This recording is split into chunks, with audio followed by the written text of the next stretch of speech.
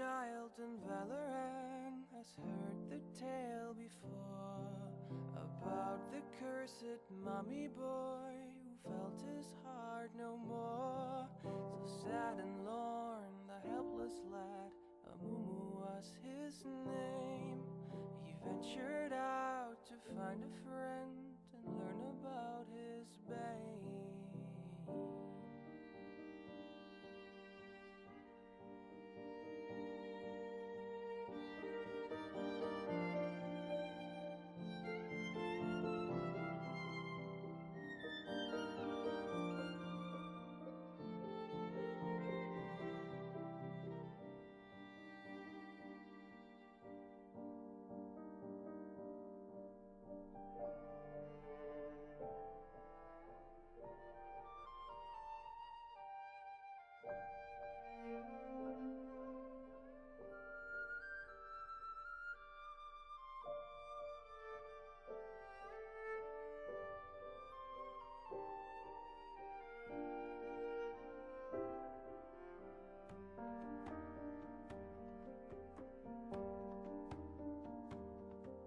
For many years, young Amumu traveled through the lands, determined to make friends if only they would understand. But even when Amumu stood upon the ledge of home, his hope would disappoint him and he would remain alone. But then the curse began to whisper in his ear. It would confirm what was Amumu's biggest fear. It pledged that never shall someone become his friend. It pledged that he shall be alone until his end.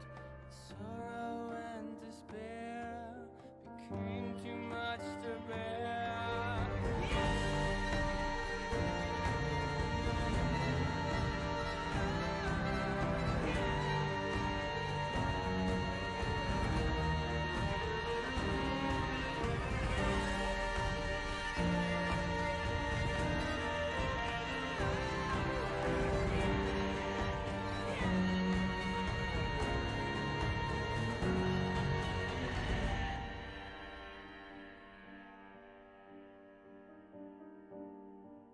The moment when Amumu realized what he had done, too late it was for him, for them, the evil curse had won.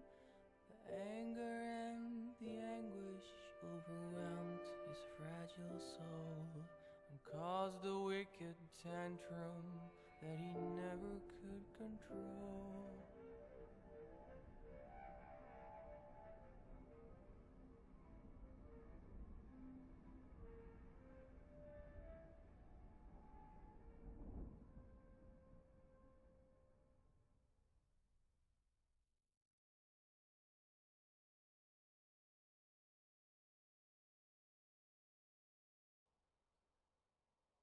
Hey, what's going on, Twitch chat? Welcome to Casual EAL for another match this season. We've got Imagine Infernal today on the blue side for game number 1 versus Team Harmony, who's on the red side for game 1. I think this is the first Ionia match that's getting casted, so the top tier of our league in terms of divisions and how they're laid out.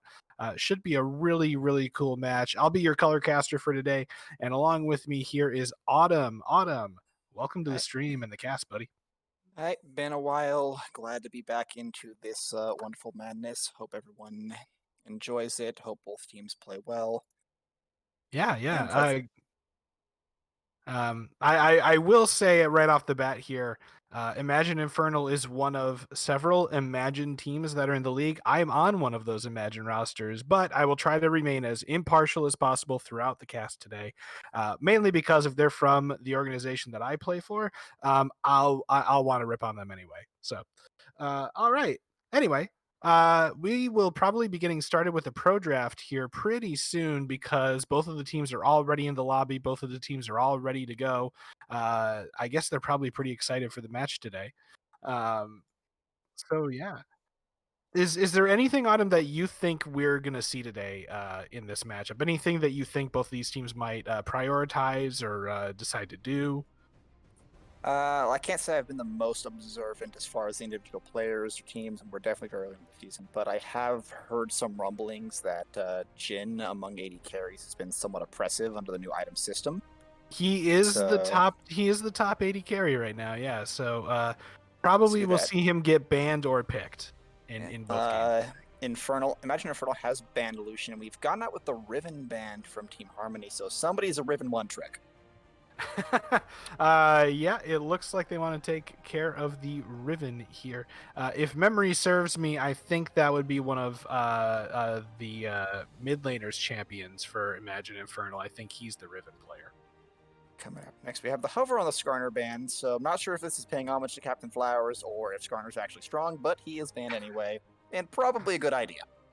Yep, Skarner's annoying to play against. He's never easy to go up against. You always have to watch out for him, especially if you're trying to find the jungle or worrying about a contested objective. Really annoying to deal with. Tanky as Gnar, well, okay. easy ganks. Yeah, top lane focus coming down hard from Team Harmony. It's a solid idea there. Remove the Orin, remove, I think, still one of the best tanks in the game. Yeah, That Ornn's still good. He's still pretty good. hasn't changed in a year and a half. Yep. You can't keep him down. That passive is just too good, man. Just getting free upgrades on weapons. It's too nice. And Olaf out as well. So that's a lot of engage and chase that has been removed. And straight off the bat, Imagine Infernal responds with a set. So there's still engage and chase and decent amount of early game power coming off of that champion. Yeah, I've always liked Set as a champion. Aside from being a really cool design for a champion with his kit, he's just really fun to play. But we see Team Harmony here hovering in Samira, and Samira being the newest AD carry in the game. I find that in lower elos, Samira's pretty hit or miss. You're either going to get somebody in solo queue who's really good with her or really bad with her. So hopefully they won't have that inconsistency problem on Team Harmony, and they picked her for a good reason, and she'll be pretty strong. Nautilus is a great support to pair up with her, by the way. That's an excellent pairing. So there is one thing to note here why you would pick Samira. Set support is still valid, and he still can do some very unpleasant things to an AD carry that gets caught out. So Samira actually offers a little bit of safety with that one, and she's also an AD carry that actually wants to be in melee. So kind of picking a possible melee support, and then running into her, and that doesn't really help the situation either, actually, because Kai'Sa also wants to be close. Yeah, so Kai'Sa, like about a month ago in the preseason meta, the top two AD carries were Jhin, like he still is, but Misfortune was the other top tier AD carry, and she has since been replaced by Kai'Sa. So Kai'Sa is the number 2 most powerful AD carry if you just look at solo queue stats. Ooh, there's going to be a Morgana lock in here as well. Yeah, Kai'Sa can be insanely strong. Now, just because of the Morgana lock-in, that's probably a set top lane or a set jungle. It's probably a Morgana support. But I have seen Morgana played in mid.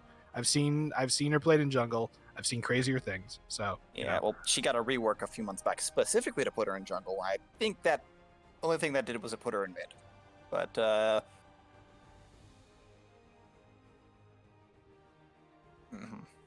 yeah, so I mean, Set's probably going to Taco Taco, to be honest, but yeah, most likely. We can still speculate and hope that Set's going somewhere else. Renekton's a good pick. I like Renekton a lot right now in the meta. I've seen some people take him mid, try him out there into certain matchups, but that's probably a top lane Renekton if we're being honest. Malzahar, Vladimir are great bands, by the way. Yeah, 80 carries rejoice. All suppressions are gone. Well, except for Urgots, but nobody cares. Yeah, so Malzahar is just really good right now in the meta. He's got like the mythic item Leandries just made Malzahar a better champion this season so far. So he's a good pick to ban out there. Ari getting banned makes perfect sense. She's a good champion in the hands of Imagine Infernal's mid laner. Makes a lot of sense here to take her out there. Final ban coming in here from Imagine Infernal. Hopefully we get something spicy, something that we're not expecting. It's Fizz. I don't know if I consider that spicy. I consider that more savory, but then again, I'm not a connoisseur of fish. So yeah, Fizz is gone. There'll be no assassins, no jumping around, no avoiding damage for free today. But one has to wonder if that's banning a pocket pick or banning something that someone doesn't want to play against. Yeah, I guess every time I've ever banned Fizz, it's just been because Fizz was good in the meta, and it's just I don't want to deal with that annoyance. But that's always been my logic with the Fizz ban. Blitzcrank coming in, so now maybe that's not a Nautilus support anymore. No, that is in fact a Gragas. Okay, so that was a Pro-draft- mispick. Yeah, Okay. we had the ever-present pro-draft bugs. Okay, so that Blitzcrank is actually a Gragas, ladies and gentlemen. I'll probably still be confused anyway. Yeah. I mean, there's Vel'Koz. Vel'Koz. Okay. That's Okay. definitely mid. Yeah, Vel'Koz. I like Vel'Koz. I like this. I like what Imagine Immortal. Oh wow, I almost said Imagine Immortals there. Jeez. I like what Imagine Infernal is doing with their comp so far.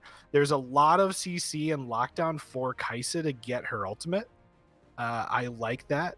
Not necessarily meaning that they're going to be able to pull it off, but I like the theme of the comp at the very least.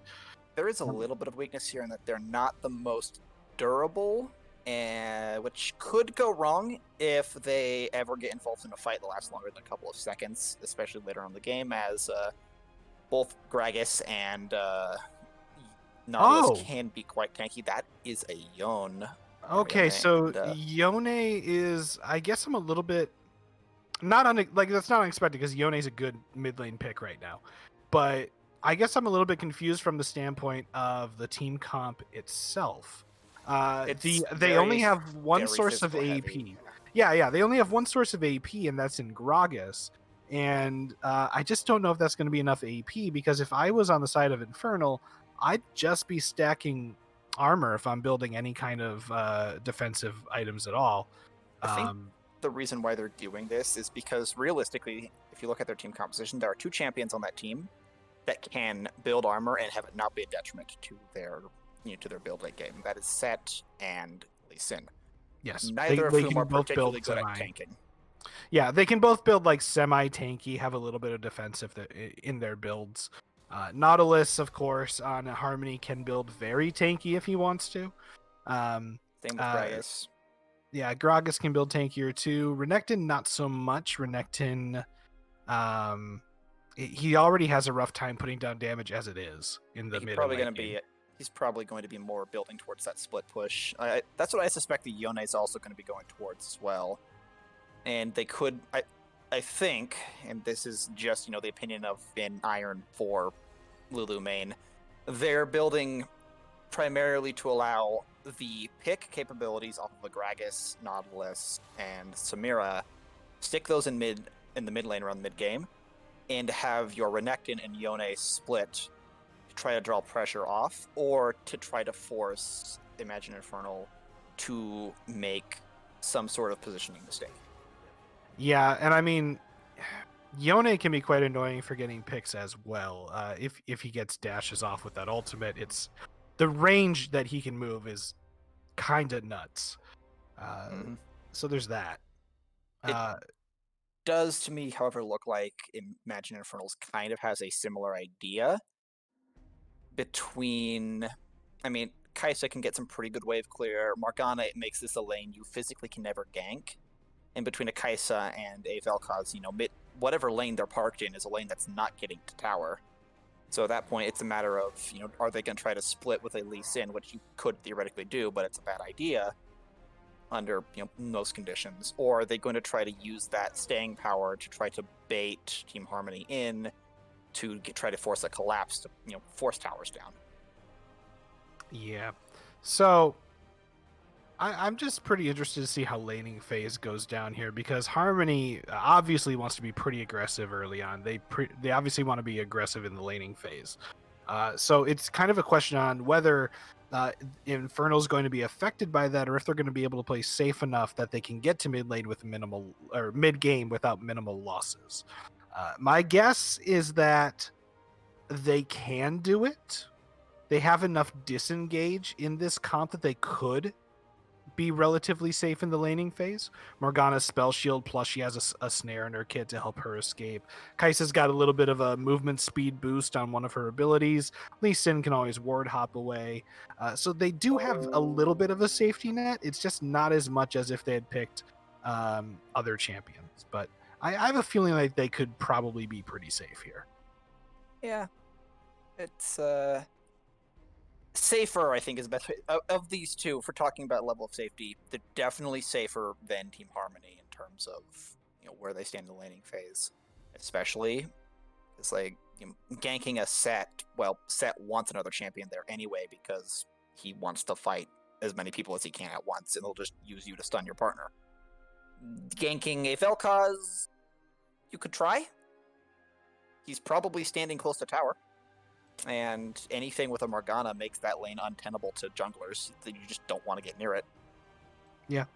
I mean, just looking at the team comps now, I still think that if Harmony plays this hyper aggressive early, often, all the time, I think Harmony can come away with a win here. I think the matchup slightly favors them in that regard because the game itself tends to favor teams that get off to an early snowball anyway right now.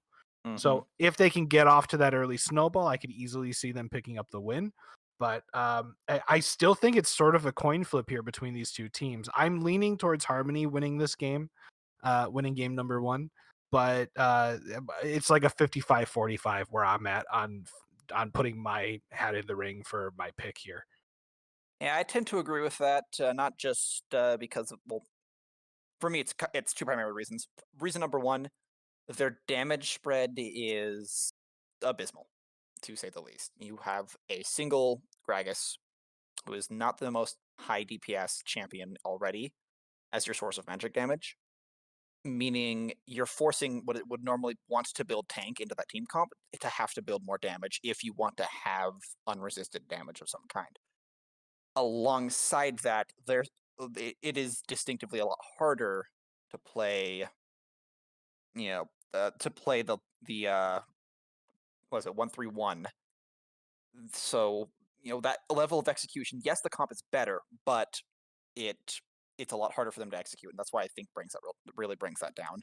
If they do win in lane, though, they will win hard.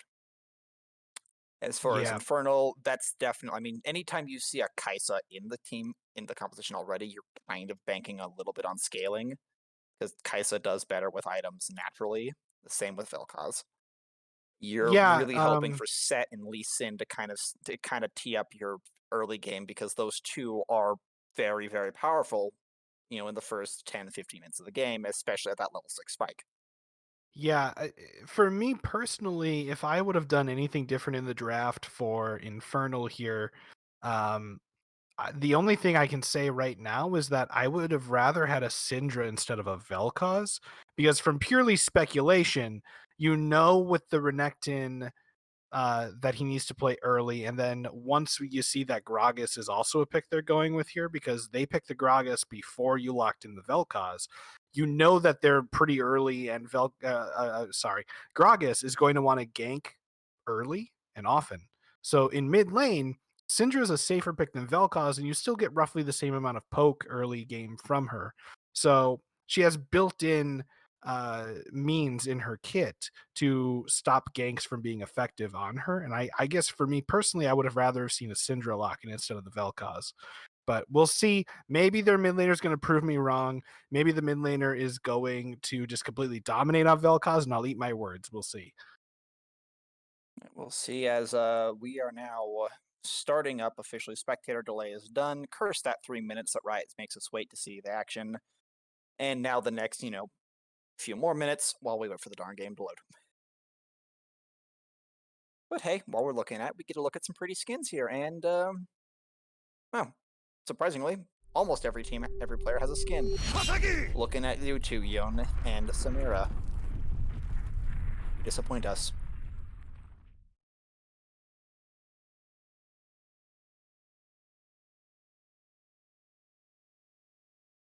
And there we go.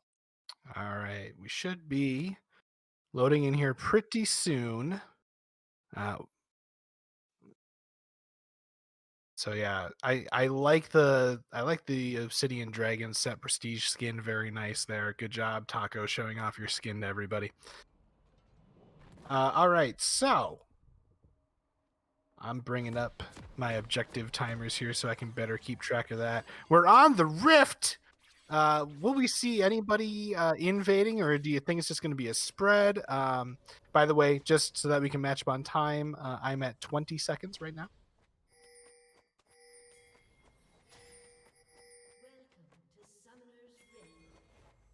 Ooh, it looks like Harmony is gonna go for a little cheeky invade. I like this invade path from red side. I've always kind of liked this path. Yeah, looks like, oh, that's already a grab there from the Nautilus, and First Blood goes down. Samira Ouch. was standing back to be safe, and that turned out to be her undoing there. She didn't have time to react. So yeah, hot on the Kaisa. Opts to not flash away after getting caught by Nautilus, which, you know, that's fair. You're probably going to die anyway at that point. Don't waste the summoner spell. I fully understand that. However, kind of surprised that she didn't put down a ward into that tribush as she was running away. That way she could have seen a hook coming in advance, maybe flashed out of the way of the initial hook, and then it would have been fine. Would have survived, not given a kill over. That's a good flash used. So something you can work on there a little bit there, Infernal. If you're getting invaded, just put a ward where the invade is coming from as you're running away. And after that little engagement there, lanes start pretty much normally. It's like, yeah, both sides starting their bottom side there. Lee Sin has a little bit of a jump. And beyond that, not much else, although Set is doing typical Set things, getting aggressive, trying to control that top lane wave. Yeah. Oh, one thing I should mention. So both Taco and Koite were on the power rankings for top lane in Unsealed earlier today. So I can't remember which one placed higher in the power rankings, but we'll see if those power rankings hold true between these two players by the time the games are over today. Yeah, hopefully that some of our better players in the league as well can kind of demonstrate why they belong there in the first place as well while they're doing that. And oh, look at that, we're getting an invasion here already. So yeah, Lee Sin up here at the red buff, moving into the jungle. Yeah, he's actually going to complete it before Gragas can get there. From the looks of it. Yep. Okay. Quick smite. All right. Successful invade. Ooh, yeah, and Gragas. So maybe if Gragas crosses with Body Slam into the red buff pit, maybe then he does it. But now we're gonna see a fight here. Gragas Body Slams in. That actually might be a mistake, as Taco is gonna come down first. Flash is burned. Deathwind is possibly getting out. Set goes for the stun, gets it. Yep. Gragas dies on the side there as Taco goes for the kill and gets it. And the kills are spread all around there. Yone, Renekton, and Gragas all taken out in very rapid succession. Yeah, one kill each for the top jungler and mid laner for Imagine Infernal, showing great teamwork up there. I guess, you know, parts of that could have gone either way because Gragas kind of ran away from Renekton there after Set was coming down. I feel like if they had kept fighting there, removed from Vel'Koz, who would have had a harder time getting to the fight, they would have stood more of a chance. Yeah, definitely a little bit there. It seems like Team Harmony sort of backed off, and Imagine Immortals, they took that up, they saw them retreating. And Taco basically decided that no one's retreating here. We are fighting. Yep, Taco kind of demanded the fight, let's say, in that situation. Yeah. He might go down here, though, as he's trading pretty heavily into Renekton. He does go down with the spin. And there's an attempted gank and a failed gank in bot lane. Does look like Flash was burned, so not an entirely failed gank. You did burn the summoner spell, but kills were not had. Taco Taco teleported back to top lane, so that's one summoner down. Down. Yep, but he's going to try to use this to get as much damage as he can off on Renekton, and Quiddy is probably going to die here. Oh, no, he's not. Wow. Taco being a little overly aggressive, a little too confident here. Yeah, don't think he had Haymaker up for that. Yeah, it definitely was not back off a cooldown, and he took a lot of minion damage as well while he was fighting Renekton there, which did not help matters.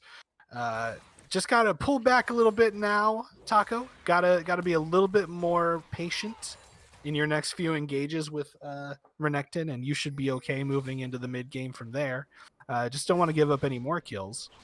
So what we're seeing here, though, is that the red side here, Team Harmony, they have a bit of a better setup for Dragon at the moment. They have a little bit more vision in that area than Imagine Infernal does.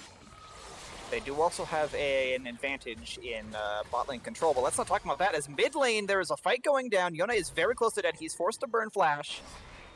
Oh, he barely escapes. And Gragas tries to engage as well. And it looks like that's more or less the end of that fight. Except for Gragas sticking around. That could be a bit of an issue there. Oh, that's going to be... Okay, Gragas walks out, but again, cutting it really close on those engagements. That is going to force Gragas... No, he's not going to go. He's just going to hit Raptors and heal up. I forgot about Gragas' ability to do that. And Renekton uses his ultimate up in top lane to avoid getting killed. Oh, and he gets away with a tower dive on top of it. Yeah, Renekton, he's at level 6.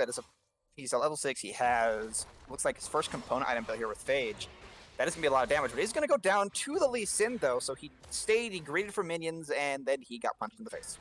All right, so Deathblind gets revenge for his top laner. Deathblind probably being the player to watch out for the most on this Imagine roster right now. Being that he is 2-0-2 and has a bounty on his head. If he dies, he gives up that bounty, of course, as we all know. Something he definitely wants to avoid doing. Yep, built a few components here. He's not gone back just yet, and he's got...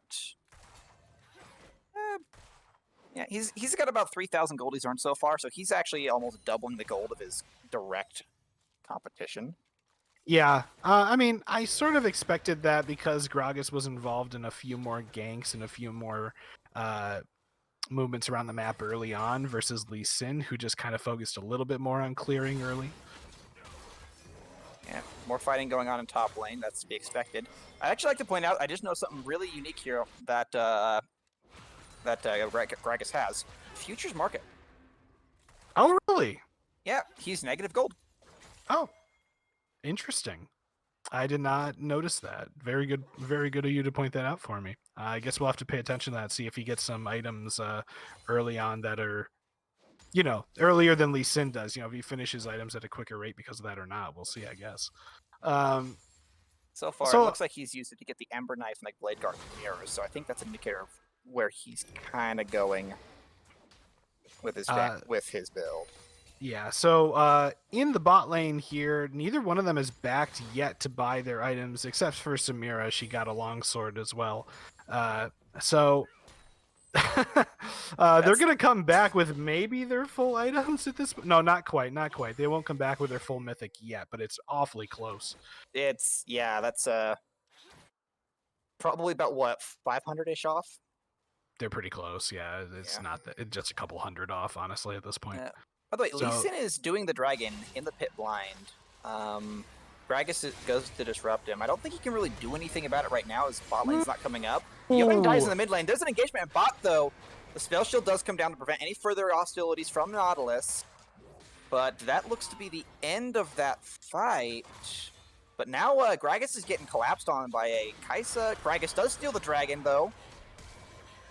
Well, not Kai'Sa, by a Vel'Koz, although there's the Kai'Sa killing the Nautilus. And Vel'Koz kills Samira. Gragas trying to run away, but that doesn't really seem to be an option. Oh, yeah. He's quite fat. Oh, there's the flash coming out. He does avoid that. Couple hits from the tower. That's going to hurt a lot, but that seems to be the end of the fight there. Yeah, Team Harmony, good job stealing the dragon there. However, You drafted for a pick comp in the early laning phase because that's how you're going to get every advantage. And as I'm sort of talking about that. Yeah, as I'm sort of criticizing, then Yone comes in and gets a kill. Yeah. And you're not typical Yone, right? You're tending to get involved in more team fights than actually picking off members of Imagine Infernal. There's another fight going down in the jungle here. Both junglers are relatively low, but I would not... Oh, he's got vision on it. Yeah, Lee Sin's going to instead try to give up this, but Set goes in, goes for the superplex, and he does go down. No, he goes for the Haymaker. That buys him some time. Yone's ultimate time's out, and he's gone. Look like... So they do get the blue buff. It traded hands Taco a little bit, has it. but they ended up with the blue buff in the end with Taco having it. So Taco is on his way to finishing Gore Drinker. I think he's building Gore Drinker. It's either Gore Drinker or it's going to be, what is it called? Stride Breaker or whatever it's called. That's going to be the mythic item for the set. One of those two. Meanwhile, we see Renekton here still hasn't finished his mythic item either, so he's on his way to finishing his first item. Across the board here, we don't see any mythics being completed yet, but we do know that both Kai'Sa and Samira are awfully close to finishing theirs, which is where it should be because they have the most money in the game right now with their CS numbers. I'm not sure if this. Not the most money in the game, but their CS numbers would indicate. There is another fight going down though. Kai'Sa does die to the Nautilus, and the Morgana follows soon after the Nautilus. Yeah, that's Nautilus in the early game in a nutshell for you. Oh, that damage coming out of Samira there. Jeez. That's some scary stuff if you're caught in that. Very good work, though, by Harmony getting that fight and making sure to get Samira and Nautilus some action, some kills. Lee Sin got caught out here as well. He kicks away, but Yona's already in his ult. He could try. He gets the knock-up and decides to disengage before much else can be done about it. Okay, body slam misses. Keg misses. That looks like that was the keg to go in, and there's nothing you can do about that. The Bash Bros show up and finish the mid lane. That was an incredibly good pairing there of the ultimates. Very well done by Harmony. The Gragas cask thrown to knock Vel'Koz into the Yone ultimate. Very well coordinated. I hope that was coordinated at least, and that it wasn't just an accident. I hope that was actually planned out in advance. To me, but I'm blind, so. We see Mythics completed in the bot lane. I know we just talked about that recently, but we see Kai'Sa with the Kraken Slayer, as is typical for the Kai'Sa build, and Samira has the Shield Bow, which is pretty typical for Samira. So neither one of them went out of the norm in that regard. And it looks like Infernal's going to take this Rift Herald. Yep, they will not be contested. They'll be able to finish it off. Yeah, no one was really in the area to even think about contesting that. But interestingly, Taco picked it up, not the jungler, not Deathblind. So if it gets dropped soon, it'll be in top lane. Most likely. Teleport does go down. It's actually getting dropped right now, so not sure if that was intentional or not, but I'm assuming they just want to get try to get some pressure down. Maybe yeah, it's a little bit early of a drop, honestly. Taco probably wants to use it to force a dive. No, they're just going to use it to force a fight. Superplex goes down, Taco flashes out. That Renekton is still regaining health, and probably going to get a kill on Elise here. Nope. Flash forward, kicks out. Oh. Well timed on that one. Now, don't get Lee Syndrome and go back in on that one. You are going to die. His mind's telling him no, but his body's telling him yes. Yeah, this could be a tower dive, though. Renekton does have the health for it. He's going to go for it anyway. This is actually probably a neutral kill. Yeah, that will maybe... No, what was that? That was 59 hit points. Yeah, the Renekton probably just decided it would be a 1-for-1 and just got pretty lucky to actually survive off the tail end of that. Okay, I thought he was dead for sure. Ooh, good flash out of the way there. The cask does not hit. Now there's more people here. Yone decides to leave. Lee Sin shows up to remind Gragas that this is not his jungle. And there's a lot of damage going down. Oh, and there's baby! Gragas. Good follow. Taco wants it. He really and does. That's a flash. Yeah, that was the fastest set I've seen in a while. Is he running Predator? No, he is not. No, it's That would buy def. comb I guards. forget the name of the rune, but it's the one that makes you move faster after you use a summoner spell. Yep. He did also look like just used teleport, so he could have also had home guards buff going in at the same time. That probably explains why he was going turbo. Okay, dragon was taken. That wasn't the Infernal. We were getting the Ocean Rift, so everyone's either All right. favorite or least favorite Rift. But you know what? Imagine Infernal. They get the Infernal Dragon, their namesake. So hey, good job, guys. Yeah. Good job. Your honor has been defended.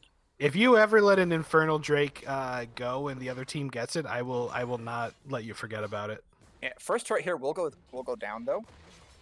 In top lane, so it's not super threatening at this point in time. We're still a ways off from Baron spawning, so really all that is just freeing the Renekton to go where he pleases. Yeah, so in the top lane here, we have Mythics completed as well. We see a Gore Drinker for Renekton. We see a Stride Breaker for Set. But we also see other Mythics completed on the side of Harmony, whereas there are no... There's a fight going down bot lane, and listen, went deep. He's probably going to pay for it, as Samira and Nautilus are, well, we're doing some damage, but they do collapse. Wow. And between the damage a Kaisa and a Morgana can output, and a Lee Sin just doing Lee Sin things, that's a lot of hurt at this point in the game. So the key to winning that fight was that most of Samira's damage from the ultimate didn't hit anybody. For most of the time the ultimate was active, nobody from Infernal was in range of it. So that's what allowed them to win that fight here. And Gragas got pushed out again by a very, very upset Vel'Koz. Yeah. So we are seeing more Mythics being completed. The only ones who don't have a completed Mythic now are the two supports, which is not... I mean, that's pretty easy to understand why that would be. They get the least amount of money out of anyone on the team. So yeah, things seem pretty standard so far for the Mythics. We do see Vel'Koz has a Liandry's, perfectly understandable. Yone has a Shield Bow. Gragas has a Moonstone Renewer, which I'm not a jungler. I don't know if that's the usual thing for him or not. Yeah, there's a 2 versus 1 here, and that is going to actually be a kill.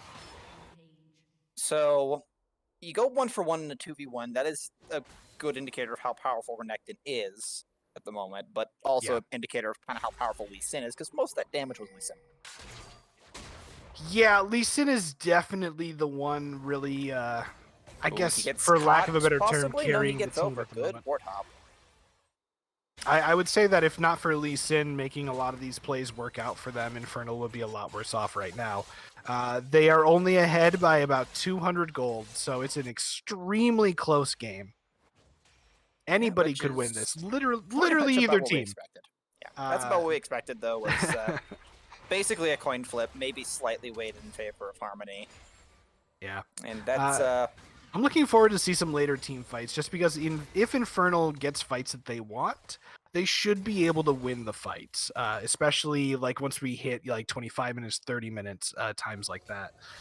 Whereas if Harmony can like get more picks off or catch a few people out on rotations, then they can definitely swing things heavily into their favor too. So the next 4 or 5 minutes of the game will probably wow, I can't talk to you. They will probably determine everything.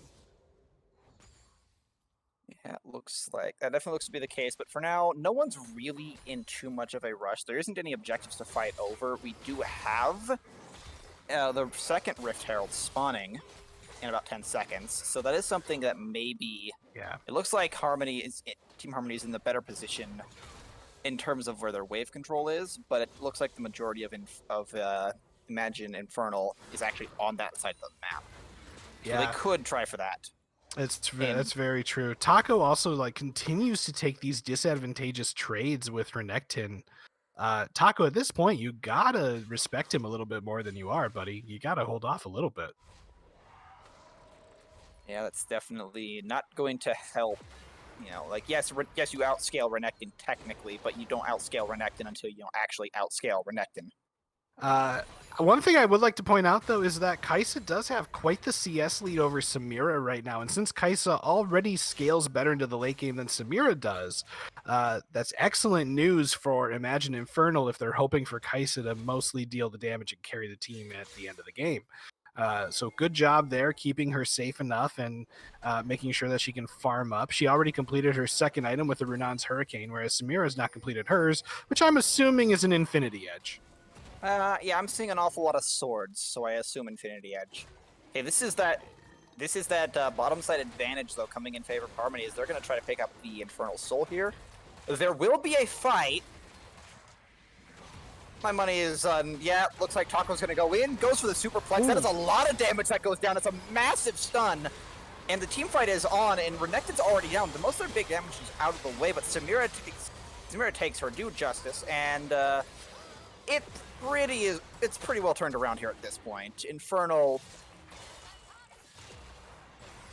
they took a fight they probably shouldn't have. It's honestly, like, it's just an ocean break. You're not the soul yet. Good fight, good damage, but I don't think anyone was actually in range to really follow up the sheer aggression. Aggression doesn't even make up for that. I have to use the old word here. Elan. It's a French word that just means forward. So they were a little too split up there when Taco decided to go in and engage that fight. That was the major problem. They were not in a great position to follow up with that initial engagement. Vel'Koz was, because he just hit everyone with his ultimate, but the rest of the team had to kind of force their positioning in order to get in on that fight. Kaisa took a little bit too much damage in the fight where she wasn't able to deal a lot of damage on the back end of it, and that's kind of where things went wrong for Imagine Infernal. I didn't even think I saw do anything in that fight at all. I think she sort of just like stood there and got popped. I'm not sure what I'm not sure what she was able to do. I was mostly watching what was happening with the set there in the middle of all five of them. But we have a 2,000 gold lead here in favor of Team Harmony now. They also have 2 dragons. They have 2 towers to the 1 tower. They're in great position now to start snowballing this lead, unless scaling starts kicking in for Infernal. Yeah, which it is about to here fairly soon. I'd say sometime within the next 5 minutes, we might see Kaisa start building out to this next item. That is a lot of damage going down, though. That is so Ionia does kill Taco. Lee Sin does pick off Samira, so that's a lot of damage that's out of the way. Gragas is already knocked out of that fight as well. So the 1 versus 1 goes Harmony's way, but the 4 versus 4 on the top side is definitely currently going the way of Imagine Infernals here. Renekton forced to flash over. There's another kill goes down. Renekton dies. Yone kills Vel'Koz. He does have the health bar here, but that's a 3 versus 1. And your other 2 champions that could support you are basically on the other side of the map. They're not anywhere near that fight. So he's gonna back off. So that's what happens, by the way, if Kaisa's able to actually deal damage throughout the entire fight. It doesn't get taken out halfway through. She's going to start carrying these fights for Imagine Infernal. And now the gold lead is almost non-existent for Team Harmony, as Infernal's able to catch up after those kills and taking out the mid lane tower.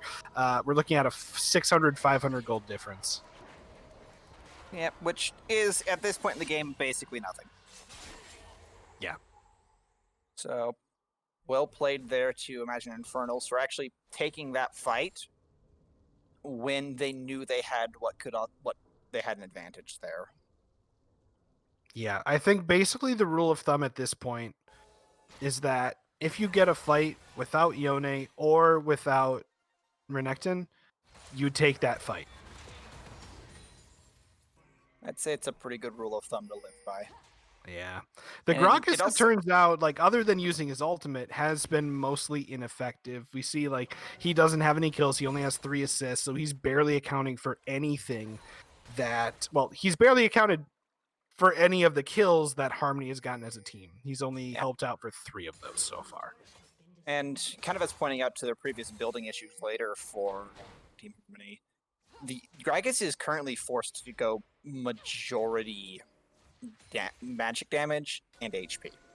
He does not have very many resists on his champion right now. He's basically off of going with natural scaling. So in terms of how long he actually lasts, well, in front of a Kaisa that is built to shred tanks already, you don't have if you don't have any kind of resist, you're gonna. It doesn't matter if you have 6,000 HP, you're gonna die very fast. So Yeah. it's lock her down, or at that point your team fight's almost lost. Yeah, that's a fair point. So, moving in here, let's take a look at the state of the game, the state of the map. We see a lot of vision for Imagine Infernal in River by Baron. So we can assume that they would like to set up for Baron. They would like to get a kill on Harmony and then transition that to a Baron take, but it's been kind of difficult to make that actually happen. And now we see that they're kind of in the bot side river here, maybe looking to set up some vision for Dragon instead. We have Morgana, Kaisa, Vel'Koz there to try to just scout out for the opponents. And we kind of see that Harmony is also focusing on the bot side of the river as well. Both teams want to try to get this Dragon since it is up in 16 seconds now. Mm-hmm. So that'll be the next big fight that we see here, is a contested Dragon. Yep. Definitely, they're posturing for it now, really just killing control wards, but this, depending on where Taco is, this could actually turn into a fight. Absolutely. There's a lot of poke damage that does go down, and there is the Gragas' lack of resistance actually biting him as Vel'Koz gets a lot of poke off. And Infernal has to make a decision, though. Infernal has to make a decision. Yeah, because for Team Harmony, Renekton is taking topside tower right now, so they have to do something. They get it. They trade for turret. Gragas goes down. Renekton. So it's turret for Dragon and a kill. Taco is gonna get the free Nautilus as well. Nautilus isn't able to back out fast enough. So 2 kills and a Dragon. That does equalize Drake's, but at the cost of a turret.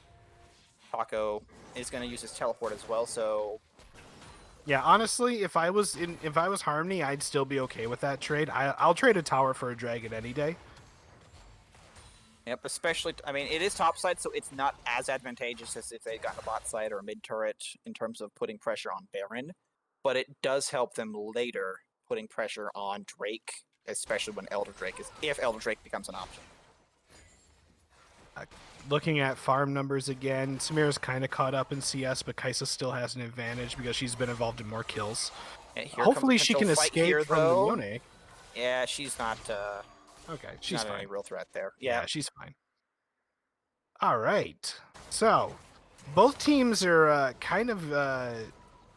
not both teams, sorry, I misspoke there. Infernal's getting to their power spikes, their mid and late game power spikes, whereas Team Harmony is kind of falling off a little bit. Renekton's not as strong as he was before. He can still deal out the damage, he can still be strong. It's just not nearly as effective as it was, 10 minutes ago. We see Gragas here still kind of in the same state. He's 0-5-3, hasn't been able to have much of a footprint in this game. Yone is still going to be a problem. He's the one who's going to be a problem up through late game. He's always going to be an issue to deal with. But Samira and Nautilus are finding it more difficult to be involved in these fights as well now. So it's starting to favor Imagine Infernal at this point. So Renekton does basically get a free turret, by the way, while we're discussing game state. Yep. So they've been doing a good job of split pushing. Yeah, that could be a little bit of a lapse there on Infernal, but this is what they do. What they need to do. They can't really afford a stand-up fight at the moment, because if they lose a stand-up fight, they lose Baron. So at that point, I think that is a smart choice there. Split your Renekton out. It's really all he's good for now. His early game power is gone, but he can still kill towers really quickly. Yeah. Morgana trying to deal a little bit of damage to Nautilus, but he barely feels any of it because of his shield. Renekton going one-on-one against Set here, and Set does feel a little better about it because he's getting more items. He's getting up there. He's got a Warmogs. I believe that's Warmogs anyway. Sorry. No, it's a Bramble Vest. Sorry, misspoke. But that's leading to a Thornmail. And then he's also got a Blade of the Ruined King. So he can start standing up to Renekton. He can actually start taking him one-on-one at this point. Yep. Certainly can, and it certainly looks like he wants to as he's cleared out his minions here. We could see a fight break out relatively soon for that, as the rest of their teams are topside. Yone is a little low. He is going to die. He got caught out. they're going to start Baron off that. Yeah, they can absolutely start Baron off that. That is the right call to make. So there is a Nautilus and a Gragas in range, but you're really hoping for the steal here. And it looks like Gragas is actually going to back off as Vel'Koz is basically pulling Patrol here. No, he goes in, teleports go down, but Kai'Sa gets the Baron. Gragas is down before he can even do anything due to the sheer amount of CC that happens. And nobody's dead, although Taco's probably close. Very close. He has to back off. He'll be fine, though. He'll be able to get back and defend tower. Renekton's not going to be able to take it there with that. Yeah, it looks like that what actually happened there is Taco used his ultimate to stop Renekton's teleport. Ooh. Good shutdown there from the dive. Yeah, good kill on the back end there. Nice job, you two. So, Kai'Sa and Lee Sin pairing up, teaming up to take down the Samira. I mean, hey, if you're going in, go in with a dive, buddy. Taco feeling himself here, decides against it. And now they're going to run this straight down the mid lane. Because there's absolutely nothing Harmony can do about that at the moment. Yeah, so in terms of a Baron power play, if we had stats for that, like you see on the LCS, that's one hell of a Baron power play. Ooh, good guess there from Taco to stop that back. And that keeps Renekton away from his team just a little bit longer. So we're starting to see Imagine Infernal now that we've hit late mid game, going into late game. They're definitely scaling. They're all coming into their power spikes here. Vel'Koz has a Rabadon's death cap now, so his damage is off the charts at the moment. Things are looking up for Imagine Infernal. At this point of the game, I can't see them losing like I could at the beginning of the game. It's kind of all in their hands at the moment. They're in a position to take it all. I'm starting to favor them now because the later this game goes from this point on, the more in control they should be if they're playing right and they're not making mistakes. Yeah, looks like it does look like that they're also the armor building has fully come online for most of the team as well, so that is going to help them survive those fights. And really, well, we have a slight disconnect here, but it looks like Harmony's only real hope now in terms of those team fights is really just making sure that Ionia stays alive. Because Ionia has very similar scaling to Yasuo. He has a similar, I think he has almost the same passive, right? With the with crit scaling. And Samira's pretty much it. So at that point, you know, I'd start transitioning the Gragas, Nautilus, and Renekton to more tanky builds, just to try to keep your two remaining damage dealers left alive. You're already at a disadvantage from lack of AP. Yeah. Pause resuming here. We're good to go. The DC was short-lived. Morgana's back in the game. One thing that I would like to see at this point, just because of how rough it's going to be with the Vel'Koz, like that ultimate can potentially wipe out Samira, Yone in one hit. Like before the ultimate's even done, it has the potential to kill both of them. I would like to see Samira start building either a Maw or Yone got baited, by the way. He's going in right here, and he's going down. Ooh, that. I get what they're thinking there. He wanted to dive in and assassinate Kai'Sa, but I don't think he noticed the Lee Sin in the bush. Probably not. So yeah, they can just siege here with Baron dump minions to take down this bot lane tower and mid lane tower. They don't have to dive at all. They can just sit back and be pretty comfortable here. Yeah, and speaking of, 2 towers go down now. And Set's also taken up top as well. So they've got all 3 lanes pushing into towers here. This is exactly what you want if you have Baron buff. It did just run out. A little caught out, but that doesn't matter as his team's there to cover his spot. Ooh, that's the okay. The Guardian sits proc, and he's out. So would have been a kill. We're not for Guardian Angel, and yeah. Taco is just slamming away at an inhib, so that's going to be 2 inhibs down for pretty much nothing else traded there. No deaths, but no Baron buff either. That's a lot of damage that goes down, but a good stop there on the Nautilus with the hook. A lot of damage happening to Kai'Sa. Kai'Sa is dead. This could actually be the fight they were looking for. But Samira goes down in the process as well. Yone, though, putting down a lot of damage. Nautilus is dead, but Morgana is traded for it. Renekton on the set here, and that's going to be a cask. Set, gonna have to flash, I think.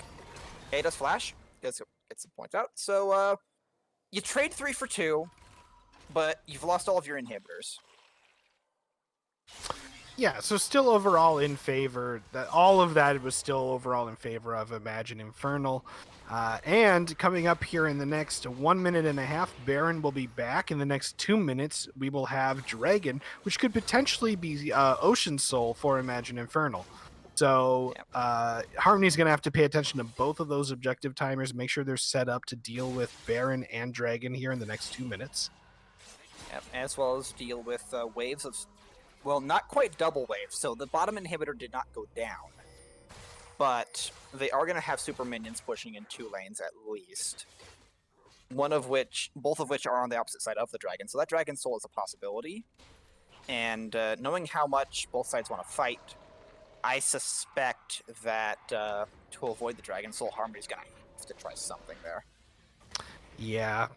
So Lee Sin, it looks like he's going with his team near bot side. I guess they're prioritizing Dragon more so than Baron at this point, which granted it's Soul, so I can see why they would do that. Yeah. Also, there's very little chance of Harmony actually trying for Baron, given that their current, the current state of their base is if they go for Baron, they lose. Ooh, that was almost a pick. So that could have been bad there. Could have been a fight. I thought we were going to see a fight break out. Yeah. All right, The shield says otherwise, and now they... Imagine Infernal has just total vision control of this bottom side lane, so they definitely think the right play is go for Soul. It definitely is for them at the moment, especially seeing that they have 2 waves of minions just crashing into their base. Even if they don't go for Dragon right away on its spawning and they just stall out Harmony here, that's still good for them because they have supers pushing into the Nexus towers right now. Oh, they're not going to stop that because Taco can't sit still, and that's a lot of damage going down. Taco gets that kill, though. Vel'Koz gets the initial kill there with the ultimate, and then the final kill goes down to Lee Sin. So, and that's basically a free dragon if they want the dragon, but they don't want the dragon. They want to go for the win. Yeah, they have minions in base, so they could do this. Taco is... The timers are long enough on these deaths. They could finish the game here. Ooh, that's going to be close, but Nautilus does make it back into the tower. A couple of tower dives there. Probably getting a bit too aggressive. They're just going to focus on the turrets instead. And with the turret going down, they're going to try to focus the Nexus here.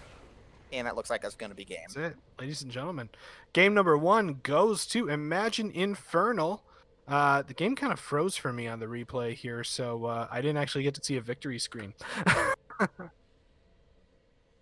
So spectate bug is preventing me from actually seeing the victory screen, but Imagine Infernal definitely won that game. Congratulations to Imagine Infernal for game number 1 of the series. However, knowing how that series played out, I could easily see this going 1-1 between the 2 teams before tonight is done, because in the early game and the beginning of the mid game, it was definitely in favor of Team Harmony. And if we look at the damage charts, we can kind of see why Imagine Infernal was able to pull ahead in the end. They had 3 players on their team that dealt more damage to the other team. They had 3 players that had the top 3 damage dealers in the game on their side. So of course, you're probably going to win the game if those are your damage stats for your team. Mm-hmm.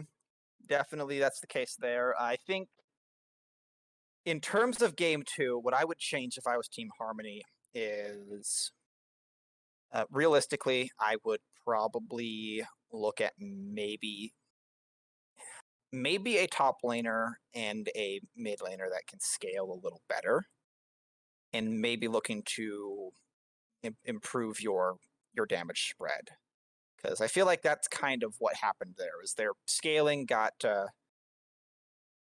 They got hard outscaled, and yes, Renekton and Ionia could carry that for a while against those weaker champions, but because both of them built the same damage type, and they were both fairly early in terms of power, by the time Ionia spiked his second time and was actually in and capable of killing, the game was pretty much lost for them, because Infernal had already built so many items and just hard outscaled them. Yeah, I would also like to point out a big difference maker for Infernal was also the vision score for the players on the teams. I want to point this out because this is particularly worth noting.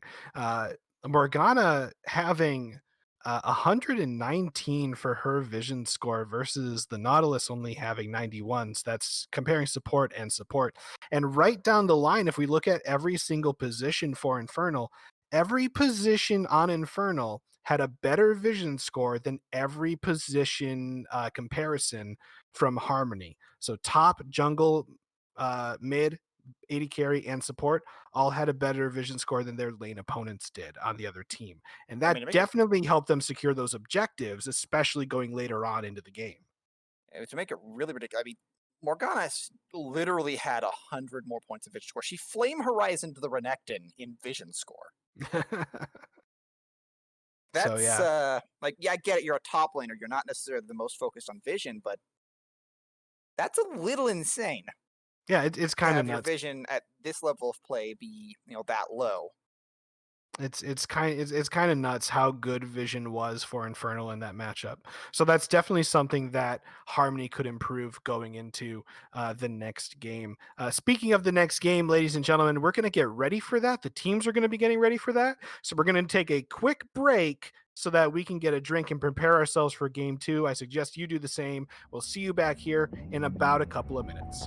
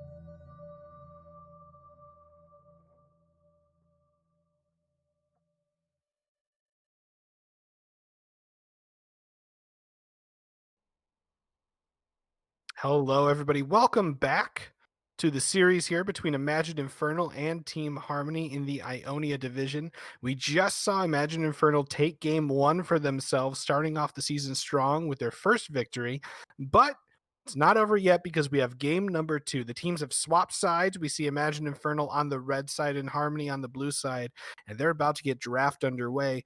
Real quick though, Autumn, is there anything that you're hoping to see for adjustments that these two teams make going into this draft? So from Imagine Infernal, the only real suggestion I could make for them is maybe look at drafting maybe look at replacing. Okay, not replacing. Maybe look at improving your early game just a little bit, because as we pointed out fairly extensively in the last game, that early game was the weakest point for them in the entire game, and the point at which if they had lost any harder in some of those fights, that is probably over for them. So they Okay. need to look at improving that. As far as Team Harmony, improve your damage spread, improve your late game capability if you expect those games to go long, and just from a gameplay standpoint, start placing more wards. That's fair enough. They could definitely use better vision scores on that team based off of what we saw in game number one. But yeah, so we should be getting draft underway here any second. I do agree with you in terms of the early game being better for Infernal because they did have it kind of rough. Granted, some of that was mitigated because of their jungler Deathblind. He did such a good job on Lee Sin. He was still able to help them pick up a couple of kills here and there so that they didn't get too far behind early on. So major kudos to him for being able to do that for the team. But we see the first the first bans of the draft coming out here. Harmony bans Gnar and Morgana. They decided to take Morgana away from Infernal after game number one. Apparently, they thought it was a big enough problem they needed to get it off of the playing field. But otherwise, draft is kind of going down exactly the same way it did last time, other than Infernal's banning Set instead of Ornn for their third ban. Okay. It's probably there's the Team Jhin. Harmony more than anything else. Yeah, the Jhin comes out first with a priority pick. That's probably what Team Harmony was hoping didn't happen last game, and they get to pick it up instead here. The Morgana ban, I think the reason why they're banning it was because they figured that Morgana was basically making plays on the bot side impossible, and that definitely was the case in a couple instances. But looks like they're otherwise not too much changes here. The Jhin is the single biggest change so far. Although we'll see what Immortals does now that they can't pair. They can't do like a Kai'Sa Morgana pairing. Yeah, so Jhin being the top tier S tier 80 carry right now in the meta, not surprised that either of these two teams picked him up. Infernal goes with Kai'Sa and Vel'Koz. Vel'Koz was mid last game, but Vel'Koz is still able to be flexed into a support role if they decide to do that. Granted, I wouldn't want to take him away from the mid laner at this point because he did such a good job with him. So we'll see what happens there, but they could decide to flex that depending on how the next few picks go. It's still on the table. I wouldn't be surprised if we saw a completely different look out of the bot lane this game for Harmony. And as I say that, they lock in Nami for support. So yeah, it's a completely different feeling bot lane for them this time around. They're not going to want to go all in. They're going to keep a little bit of a distance here. They have the range on Jhin and Nami to keep their distance, play a little safer. So we'll see how that pans out for them. And here's the other big pivot as well. Harmony, instead of going for the Gragas, which honestly didn't do too much outside of a few good ults last game, they're going deep here. That's it. That is a Sejuani. That is a tank that I have not seen in a while. She's an excellent long-range initiator, as well as a frontline. And looks like Immortals, they respawn, or Imagine Infernal, not Immortals. That'd be interesting, but no. They respawn with a Thresh. Yeah. So that's a good counter into Nami. Thresh can make Nami's life miserable if she mispositions. That's kind of what Thresh does to enchanters in general. The Fizz ban is still there, though, as well, as they transition to the second ban phase. Team Harmony, out the gate of their ban phase. He wasn't picked. Remove the Lee Sin. Smart play. Yeah, Get Deathblind played Lee Sin him. so well that last game. I would take it off the table if I was them. I would absolutely make that same decision. Fizz being the same ban they already banned, and they still ban Ornn anyway from Infernal. So Infernal's bans are mostly the same. They're banning Echo here. I'm assuming Set being it's an the Echo only jungle difference. ban there, and that's a Kindred. So double AD, but it's two different kind of ranges there. Kindred's a little more risky in terms of carries, but she does have the is strong potential though. yeah, she has the potential to really turn around fights, as well as her late game damage can be devastating. So there's a lot of scaling now coming out of Imagine Infernal again. Yep. I mean, scaling, if you feel like your team is good enough to make it to late game, scaling's always a good option for you. We're seeing old Scissor Legs is back. Okay, That's, Camille locked in. Malphite hovered. I think the Malphite's going to get locked in, though. That's actually smart, though, because that's not only is that a lot of... Ooh. Never mind. No. Okay, they're toying with us. It is a hover still. Calm down. We're not seeing a Ziggs just yet. Okay, and nope, we're seeing a Ziggs. So that's their wave clear and their magic damage. That is a definite hard shift away from their previous side. That's a Poppy. That's a Poppy. That is actually brilliant in terms of your top laner. I like that pick. Why? Yeah, the reason why is, well, fairly obvious. It's twofold, right? It stops in the entirety of what Team Harmony wants to do initially with one champion. Absolutely. Because what I'm seeing here, these are both team fight compositions. This is very clearly obvious between the two of them, as both teams are now moving into the actual pick phase here. You have a front line between Sejuani and Camille, whom are going both of them. Their goal is simple, right? Get in there, get on Kai'Sa, and keep her from moving out. That's what Camille does. That's what Sejuani is easily able to enable. Nami's just there to protect Jhin, really. Maybe provide some support with the wave, but really there to protect Jhin and get Jin's attack speed up, probably through Ardent and a bunch of heals. And Jin's just going to sit there next to the Ziggs, just happily popping away. That's what they want to do. Yep, that's their goal. I mean, Infernal does have some interesting pieces, though, in their team comp. Poppy, for instance, is a great counter into Camille. It's really hard for Camille to engage on Poppy in a 1v1 up there, so excellent pick. I think that's really well done. Kindred is going to be an interesting piece of this game, though. If Kindred can get multiple stacks on her passive early, then she's going to be a force to be reckoned with. But if Harmony can stop her from doing that, she's not going to be that good going into mid game or late game. So it's kind of up in the air on how good Kindred's going to be as a pick. Based on the play we saw out of Deathblind last game, I have to think that he's good on Kindred. Otherwise, he wouldn't have picked it. So I know he's probably good on the champion. It's just a question of if Harmony's going to let him get those stacks. Bot and mid lane for Infernal still going to be about as good as we saw last game. I don't think their level of play is going to differ all that much. But I do think it's going to be a little bit harder of a challenge for Infernal this game just because of the Jhin and the Ziggs being able to just throw so much damage into a team fight from a safe backline position. The only thing that really changes about both these bot lanes is they went from basically ungankable to you want to gank both of these lanes, both for and against. You want to get Jhin ahead by providing that support, and Nami and Jhin do have excellent gank support. And between a Kindred and a Thresh, well, Thresh pretty much provides his own initiation anyway.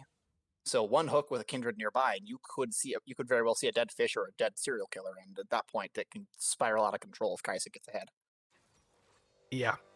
Late game, it's much closer for both of these teams. Both of these teams have about the same amount of scaling between them. So we should see a more even matchup going into the mid game, going into the late game, unless one of them snowballs early, of course. Just looking at the two team comps, do you have your pick for which one you think is going to take game number 2 from the start here? Okay, looking specifically just at comps, based off of play, and how I know they could run it, I favor Immortals. But off the comp alone, Infernal? Infernal. Gonna keep making that mistake for the next 5 weeks, I swear. Probably, yeah. I favor Harmony's comp. And the reason why is because if you look at it, they are better set up to actually start their fights on their own, as well as, in this case, capitalize on it. Because yeah, Jin doesn't take towers very fast. So what's the best way to to take advantage of a champion who can't take towers quickly or really mitigate that? To mitigate that, throw Ziggs.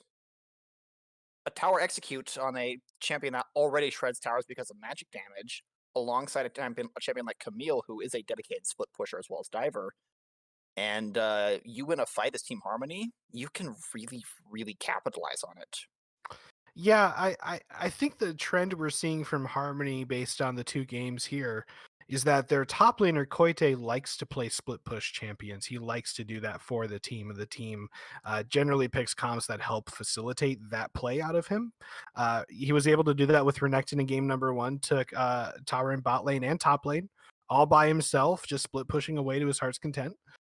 So maybe we'll see the same style out of them this game. I would imagine so, with the Camille being picked. So I'm kind of with you in favoring the team comp that Harmony has. However, I bet against I bet against Infernal last game when I said beforehand that I thought that Harmony would probably take game 1 55% to 45% for my estimation. So I think I'm going to back Infernal for this game because I don't want them to prove me wrong 2 games in a row. Yeah, I based on game, I have to agree. The team composition that Imagine Infernal has now, is fundamentally not that different from the team composition they had last game. The only you have 2 split pushing champions again. In this case, it's really like you can do the split push with the Kindred and the Poppy, so you can match whatever it is Harmony can do.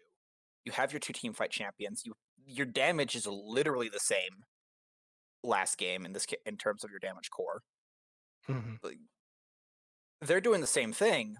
They pretty much just changed out the Poppy in terms of effectively what they want. So this, for them, they're comfortable with this. They have a composition that they've done before. We know they can execute the playstyle.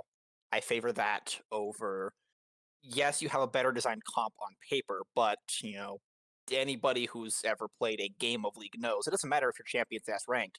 If you can't play the comp or the champion, then you're not going to win. And we have seen that Team Harmony does have some execution problems. I mean, I'm hoping that they kind of do better the second game. They kind of fix those little issues they had in game number 1, because I want to see this being a slugfest to the very end. But yeah, so we're about 10 seconds on spectator delay. As soon as we hit 0, we're going to shut up for a little bit because we want the cool casual EAL logo to flash on the screen for you guys. But we will see you on the Rift here in just a few seconds.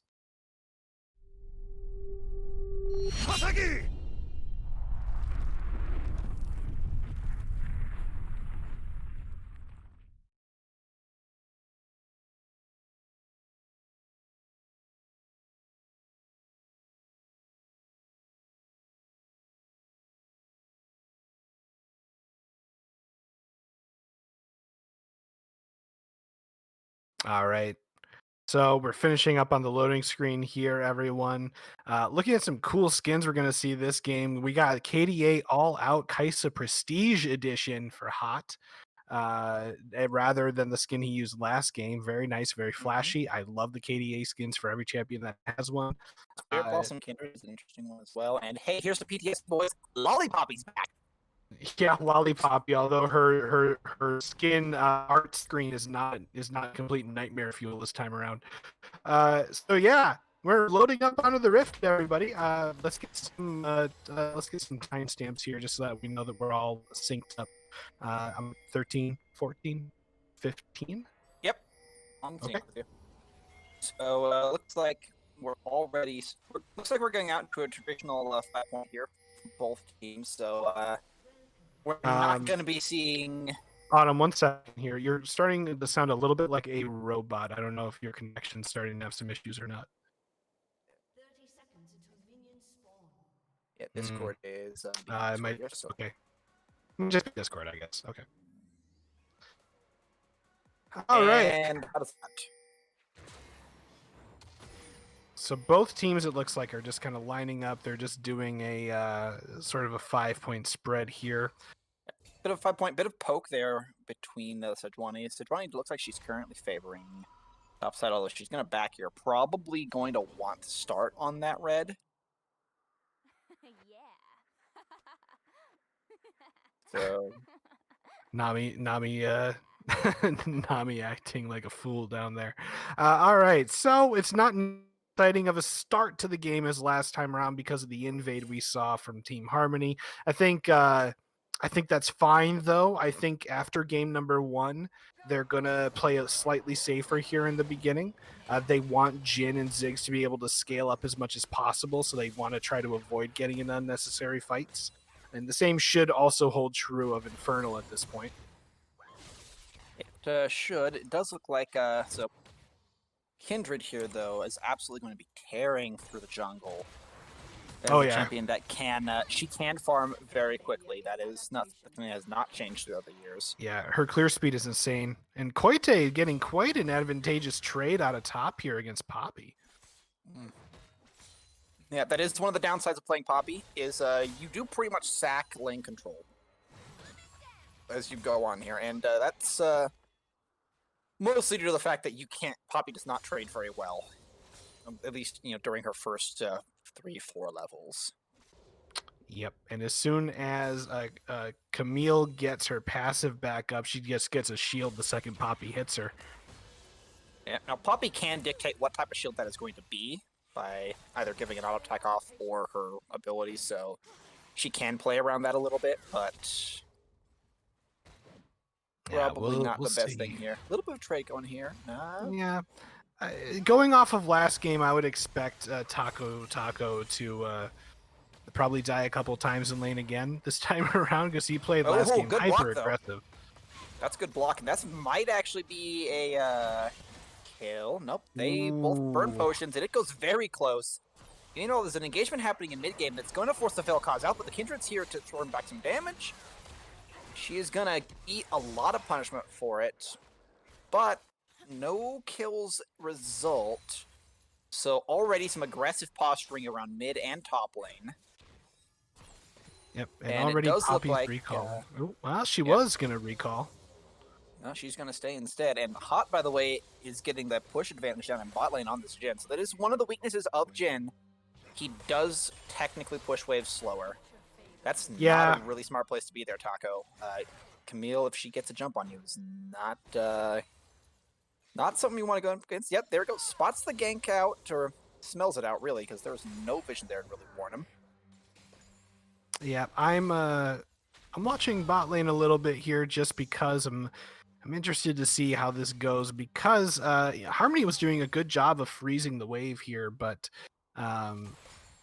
it looks like it's just going to continue to be frozen for a while because Kai'Sa and Thresh are starting to not play as aggressive. They still have a 9 CS lead, but it looks like they're just going to try to freeze the wave in the middle as much as possible. Both teams are. Yeah, I think that freeze, based on the CS lead, that freeze does favor the Kai'Sa a little bit. Just because she's got... Ooh, that was a very close thing. Such a close hook. Some pokes go down, Zig stands behind minions, and nothing much happens of it in mid. Kindred, mid lane's just dead even, so... Kindred getting a little adventurous here. Ooh, that's she's got the ward down. Based on positioning, I think probably could have gone for it, but nah, she's gonna back off. She knows where Sejuani is, though. That is vital information. Yep, exactly. They can still track where Sejuani is. So know that Sejuani is probably on Wolves right now, if not Gromp, because they saw nothing by the blue buff area there. Taco gets a good block off again there. Koite not quite able to connect, but I think the hookshot wall dive's cooldown is a little, or is similar to Shield, so we'll see.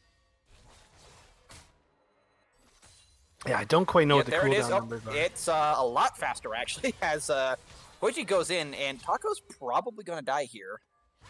No, he runs away. That Kindred comes out with the Ooh. flash. That was a good bait. His first blood goes down in favor Ooh. of the Kindred. Nice work there by Imagine Infernal.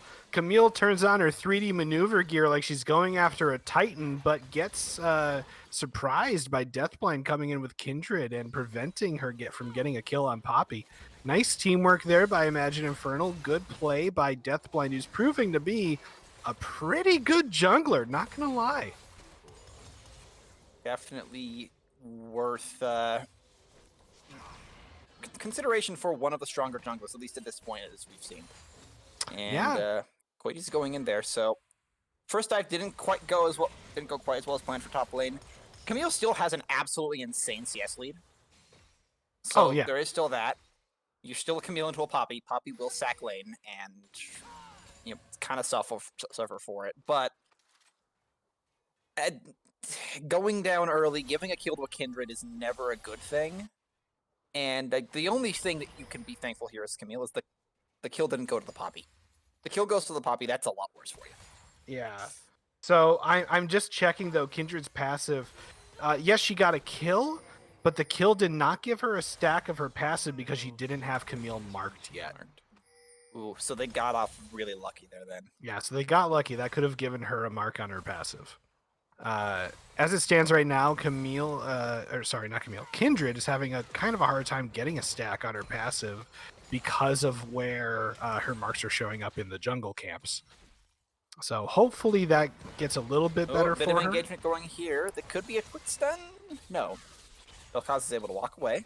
Lots of damage, though. Yeah, that's not going to push him quite back. But it's going to... that turns around, and Ziggs almost dies. But Vel'Koz flash is forced out. So good return gank there on Sejuani to save your mid laner. Stop worst case scenario happening there. I like that play by Taco there just now. He puts the shield on early and then sees Camille just sitting there. So he decides that he's going to take the initiative and go in. And the trade is in his favor because of it. Yeah, that's one disadvantage of the hookshot wall dive is you do put yourself on the wall, which is exactly where Poppy wants you to be in the first place. So Taco with the Bramble Vest might actually be able to start turning these fights around up here. Yeah, Camille definitely has a harder time. One of her abilities is just an auto attack enhancement, so she takes damage for that. Yeah, if I was Koite, I would start playing a little safer now because that Bramble Vest is enough to help Poppy out so much here in the early parts of the game. Yeah. Poppy's decent damage on her Q is doing well here. Oh, Sejuani coming in for a surprise. Oh, this is a bait. Yeah, this is a bait. That's the... Okay, smart move. Out, but... Smart move. Okay. Yeah, Taco's going to be able to get out just fine. The cooldown for Sejuani's ultimate was down. It's still on cooldown. So Taco was able to get away basically safely as soon as he ulted Koite away. Yep, some fights going in here. Trading right back. That's a lot of minion damage going on Camille. Not going to be enough to be lethal just yet, but this is not the place you want to be. That time, though, there is a mark on Kindred, but she's on the other side of the map, so... Yeah, but then again, you can use that mark to play mental games, and we can see Camille is backing off quite a bit now, so the mental game is working based on that mark. And while they're doing that, they saw the Sejuani top. Oh, that is a big dive. This will be a mutual kill from the looks of it. Nope. No, Koite with the outplay. He had the passive shield pop up, which saved him. If not for that passive shield, probably would have been a 1-for-1 trade right there. Yep, that is a kill for Dragon, though. So that is something important there. Yep, definitely. Very good work there by that Camille. The patience that she showed. Going down. Ziggs so close there, saved by his own satchel charge. He's got to back off now. Yep. The patience that Camille showed there, though, under tower was so good, though. Having the brains to back off and knowing that Taco likes to play hyper-aggressive, she just used that to her advantage there. Very nice work. Across the map here, Vel'Koz almost gets a kill for Infernal in the mid lane. Ziggs barely survives. So this game is still so close. 1 kill apiece. Only 1 dragon has died. Yes, it's roughly an 800, 900 gold lead in favor of Infernal. But at this this early stage of the game, that gold lead doesn't really mean much because nobody's really backing to spend any of that money. Yep, speaking of backing, one early back has come in here, and Kindred out with the Berserker's Greaves and the Pickaxe, as well as the Agility Cloak for her first buy, so pretty standard AD carry things there. The wall bang is missed from Poppy, Ooh. and she gets caught up in that Sejuani stun. She's probably going to die here. Yeah, she does. Now it's time for Vel'Koz. Vel'Koz will trade out, but here comes the Kindred to respond in kind. Ooh, that's, yeah. Oh. Vel'Koz close to it, doesn't quite do it. So you trade 1 for 2. Yes, you get the Poppy, but you lose your Camille and you lose your Sejuani, and you feed the Kindred. That's a lot of damage that is going down there. Thresh not in a good place. Kai'Sa forced to back away, doesn't want to deal with the Jhin. Yeah, that was a little bit of a risky move by Thresh getting pincered like that. Kai'Sa thankfully distracts the Jhin enough that Thresh doesn't pay for it too badly. But it's still in favor of Team Harmony down there in the bot lane looking at those health bars. However, once they're able to back and buy more items, Kai'Sa's definitely going to have the advantage with the gold lead she has. Yeah, 27 CS is massive, and that's a bit of a pincer going down well in mid, and nothing really comes of it. Minions just get pushed up. Yeah, let's see how many marks on Kindred's passive are happening right now. As of right now, she has 2 stacks on that passive. So it's getting there. She's working up. You know, it's okay. Yep. I think the goal is what, like at least 3 by 5 minutes. Yeah, you need at least 3 by like the 15-minute mark if you want to be on track. So 2 more minutes here. This is going to likely be a tower dive. Well, actually, no. Taco's in the top lane, so no tower dive for them today. And again, the Ziggs just gets out with a sliver of HP. Taco going in for the aggressive trade. Koiti is losing real hard there due to the Bramble Vest. The Bramble Vest plus the Bomby Cinder, so she's Yep. just taking a lot of passive damage the longer those fights go. Which, that fight was a solid 10-15 seconds, so... Ooh, this could be dead here if Taco feels like it.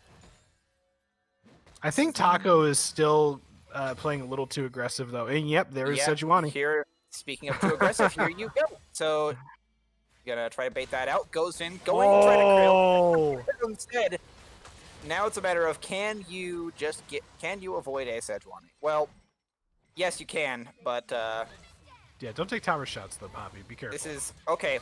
Does get the stun, goes for the ult. This is gonna be a double kill, a very delayed double kill there. All right. Taco showing that he is a good Poppy player, that you should not underestimate him based off of his laning phase in game number 1. Yep, that definitely affects it there. And thing to note on that one, yeah, that's a thing to remember there for Sejuani is your Camille is already dead. You're a Sejuani, you don't have damage. That Poppy has 2 items that are just gonna make her kill you faster the longer you stand there. Ziggs just pops Vel'Koz, who tried to YOLO burn an ult there and died. Yep, Ziggs made the aggressive play there, paid off for him. So mid lane, 1-1-1 on the Vel'Koz, 1-0-0 for the Ziggs. Gold between the 2 of them is roughly even, is about a 200 gold difference. So it's still very close between those 2 players right now. Not much to write home about, but that turret is getting to within execute range. Absolutely. First tower gold, bonus gold is very nice to get in your pocket, and Ziggs gets it for his team. Mm-hmm. It was a Rift Herald, by the way, marching down bot lane here, causing a nice bit of distraction. Nothing really much comes of it, though, so kind of a waste. But they do get a dragon. Taco, boy. So look at this hyperactive guy. Yeah, now he is going to go down for it, but it is a 1-for-1 and a 1 for dragon. Yeah, he smartly at that moment decides to run into the blue side tower because he doesn't want Ziggs to get part of the assist money. So here comes a gank as well, because Kindred is here to say hello. Nami can't escape, gets killed. Jhin can't escape, gets killed. Kai'Sa picks up the Nami. Vel'Koz picks up the Jhin. Excellent collapse there in response to to the bunching on top side, really. And now Yep. there's 4 of them down there. That could easily be a turret go down if... No, they don't. No, they're not Yeah. gonna... They're... I'm almost surprised that Kindred's not helping them take that tower, but I don't know. They're probably going to get it anyway. I just feel like they should have gotten it faster than that so that they could keep the lane pushing. That is a slight tempo disadvantage as well. Ooh, Camille almost got that stun, and that's a lot of damage that went down to Vel'Koz. And here comes the ultimate to push them back. Oh, Kindred's caught out. This could need to be an ult here soon. Ooh, nice flash away to avoid the stun. Oh! Does get the Camille. The ult comes down to save Kindred's life. The heal comes out. She's still very low. Poppy goes in, gets the wall stun. Jhin goes down. It looked like that fight was going to go completely the way of Harmony. You know, they were just pounding them with so much damage. But then reinforcements arrive for Kindred, and they're able to take that fight for their own and get a tower on the tail end of it. I mean, that's insane. Seems like imagine Infernal is I mean, they're playing their game now. They're playing what they want to do with those fights. Yeah, they're definitely showing a lot of really great teamwork here. I mean, they've definitely been practicing together quite a bit in order to pull out some of these plays that they're doing. But they have every advantage now. They have a 4,000, 5,000 gold lead.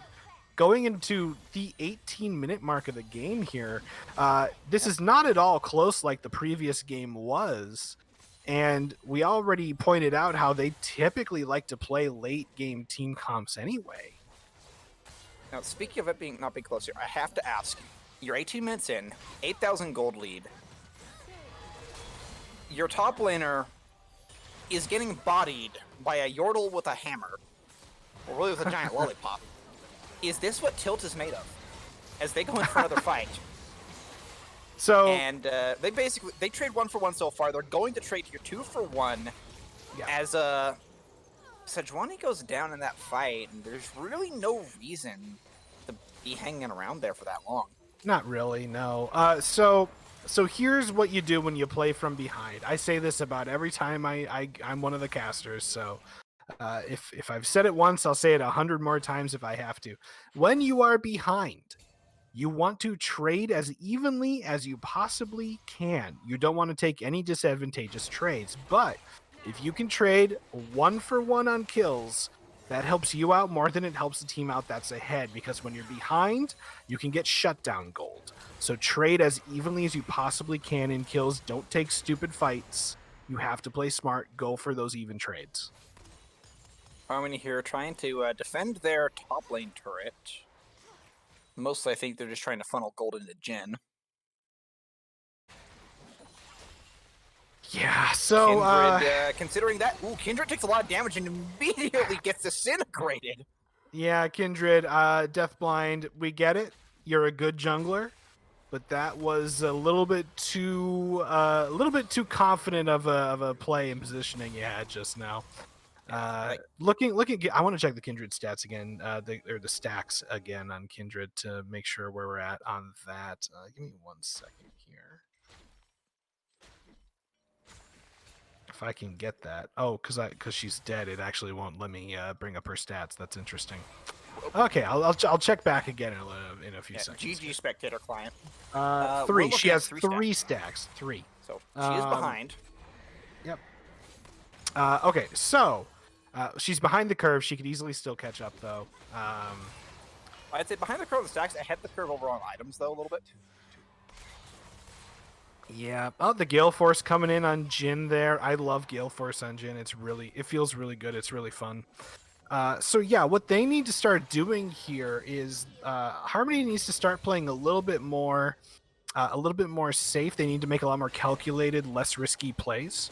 And at the same time, if Infernal doesn't push their advantages, and if Infernal gets too comfortable with where they're at, then they'll just slowly let Harmony back into the game.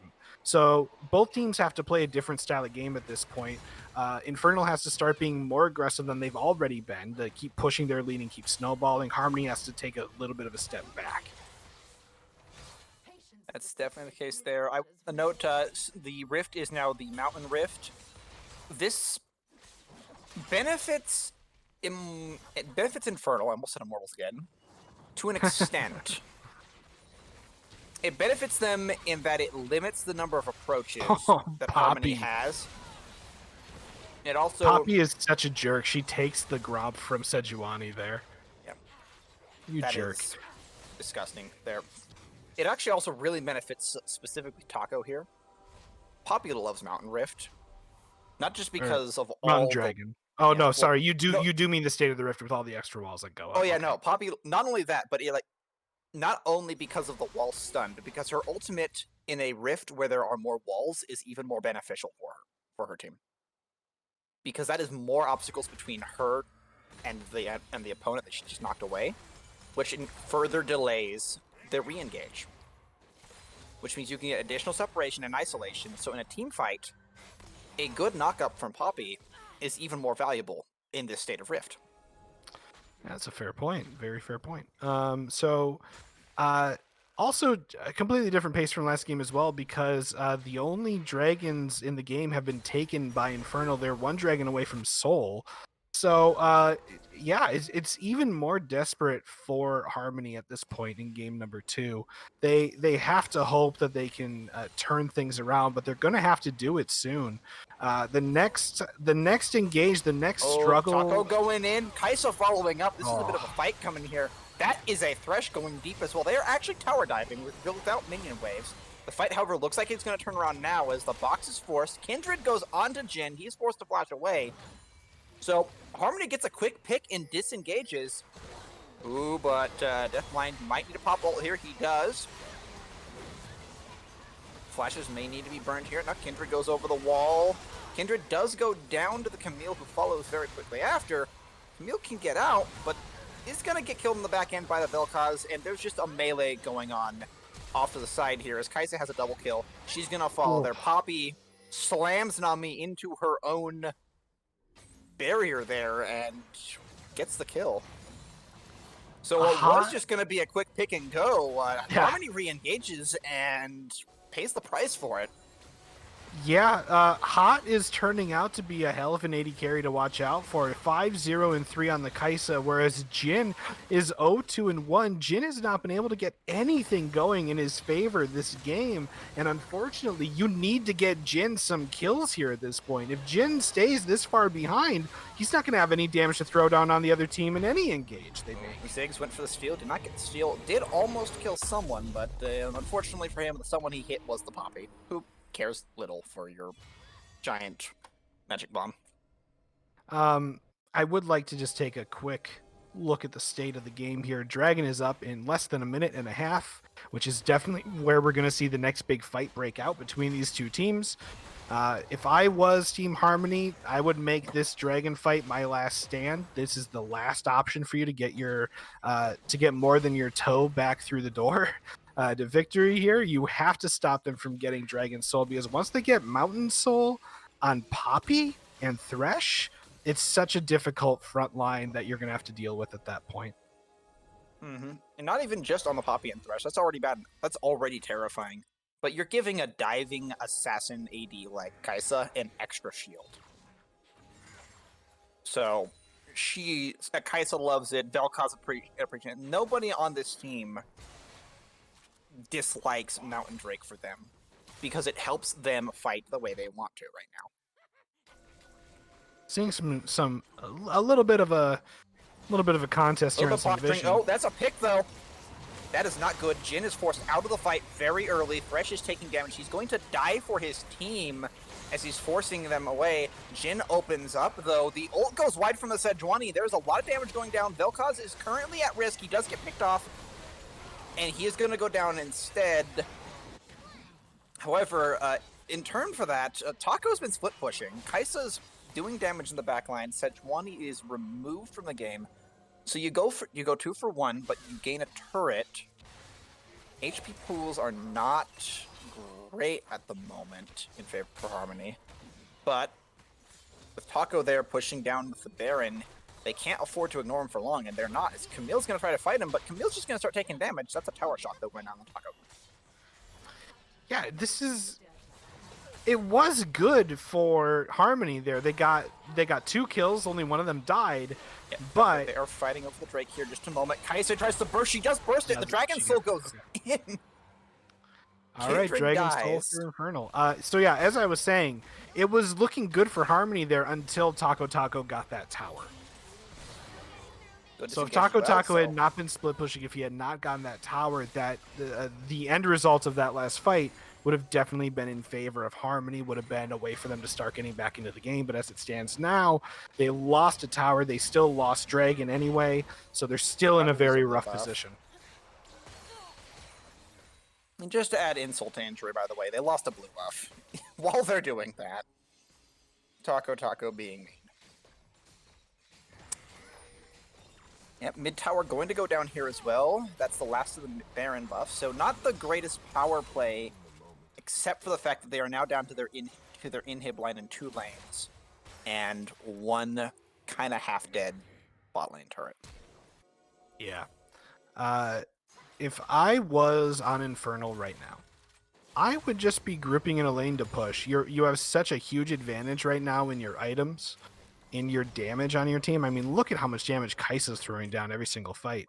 I would just group as 5, push down mid lane, and just win the game. I would end the game right here. I would force it. You have the luxury of forcing it at the moment because of how far ahead you are. Mark of the Kindred still has 3 stacks, so we've not seen the Fabled 4th stack yet.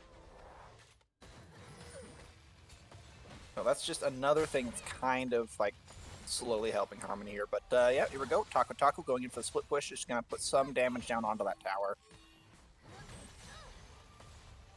2 people come to respond, and 3 people actually come to respond here. So they're not... Yeah, I mean, it's going to take that many people just to get damage down on this thing. So... Yeah, Taco's showing off the fancy footwork and dodging a few attacks and abilities there. I actually think he ended that engagement with more health than he started.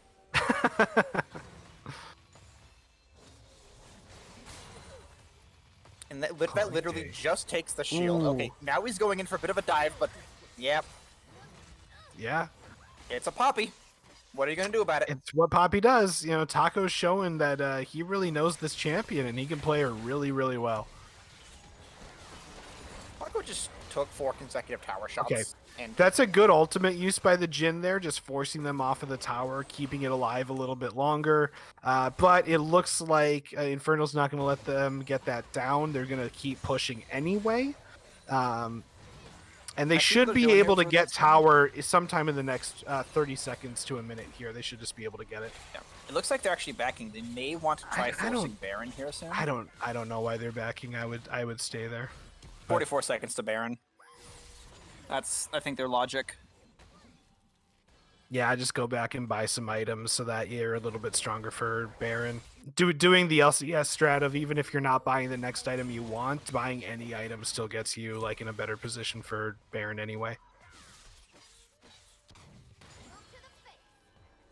Although with a solid 10, the gold lead is up to 10,000 now. So I mean, yeah, we're about 30 minutes It's in. it's so a huge lead. that 10,000 gold is probably more like a 5,000 gold lead, but it's still a gold lead, and they're still an item up. So Yeah, it's quite an advantage that they have here. Infernal. I keep wanting to say Immortal. They are definitely getting set up for Baron here. They're going to be warding up in just a second. They're going to be checking for wards that Harmony has placed, but based on the difference in vision scores, it looks like they're going to be just fine with setting up vision. Granted, Harmony is doing better this game with vision score than they did last game, but it's still a little bit still kind of the same as last game in terms of the support difference in vision score. If you just look at Thresh and Nami alone, and then Kai'Sa has a lot more than Jhin.